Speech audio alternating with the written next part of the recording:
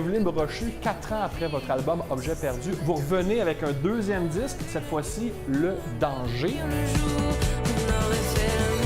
C'est assez métaphorique parce qu'on fait cette entrevue au bar Henrietta à Montréal et il y a une chanson sur l'alcool sur votre disque. Absolument, absolument, sur en fait l'alcoolisme même. J'étais avec un ami qui combat ce démon-là, puis il était... là, il va mieux maintenant, mais à ce moment-là, c'était vraiment une période assez sombre. Puis une fragilité.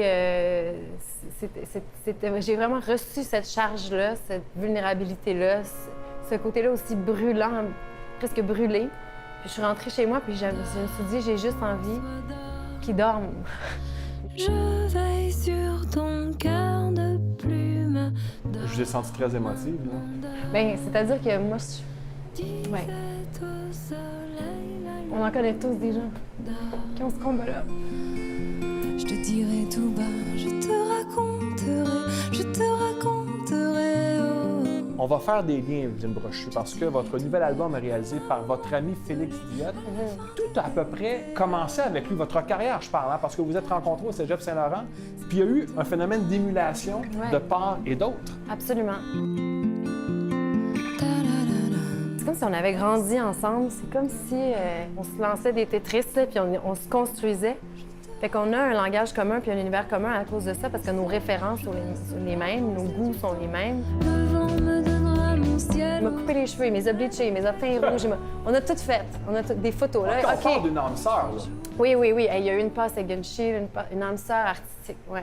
Ça a même été mon chum, un beau... On a tout. Puis quand le monde me dit « qui, Félix, pour toi? » Je dis « c'est ma plus grande histoire d'amour artistique. C'est mon complice, c'est la personne par qui aussi toute cette carrière-là est possible. C'est lui qui signe toutes les musiques, tous les arrangements, toutes les réalisations. Depuis votre sortie du Conservatoire d'art dramatique en 2005, votre carrière a pris un envol absolument incroyable. Et sur le nouvel album, vous parlez de Paris. Vous avez joué aussi à Paris, dans la série Paris-Police. Paris-Police 1900. Oui. Ensuite, on a fait Paris-Police 1905, puis on va faire Paris-Police 1908. Qu'avez-vous à vendre cette fois-ci? Une dizaine de députés, 5 modérés, 2 catholiques, 3 bonapartistes. C'est drôle, j'ai jamais eu l'envie de... Je vous adore. On dirait que mon but, c'est pas de me coucher vieille actrice grand-maman puis de me dire « Ah, je me suis exportée! » Une chose, je me suis exportée. L'idée, c'est pas l'exportation. L'idée, c'est justement la rencontre, puis l'altérité, puis l'apprentissage, puis d'aller voir ailleurs comment les choses se passent. C'est le même désir qu'en voyage, c'est justement la perte de repères. Que ce soit au théâtre, dans la pièce L'Idiot, au cinéma, dans le film de Monia Chokri, La femme de mon frère, ou encore à la télévision, dans la série Trop, qu'on a tous aimé, Evelyne Brochu est évanescente. Bon, mon Dieu, wow. Beauté stellaire. Comment, justement, avez-vous défini votre personnage et vos interprétations au fil du temps? Je pense que c'est important au niveau vibratoire d'être branché dans quelque part de vrai parce que ça se sent.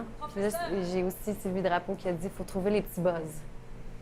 Je dirais pas laquelle on faisait une pièce, des fois on faisait une affaire qu'on comprenait pas trop, puis elle a dit « Ah, Evelyne, si toi tu buzzes pas, il y a personne qui va buzzer dans la pièce. » Fait que, ah oui, on flottait avec on flottait en arbre. En tout cas, j'étais là, c'est long, on flotte. Elle dit « Evelyne, elle dit, faut que tu buzzes. Elle dit, parce que sinon il se passera rien. » Fait que là, j'étais là, les petits buzz. Puis là, j'essaie de faire buzzer mon arbre, tu sais, dans le vent. Comment que l'arbre aime ça.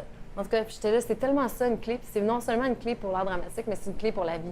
Les pensées en schtroumpfette qui rient de se voir si belle et si blonde dans le petit miroir qu'elle garde à portée de main.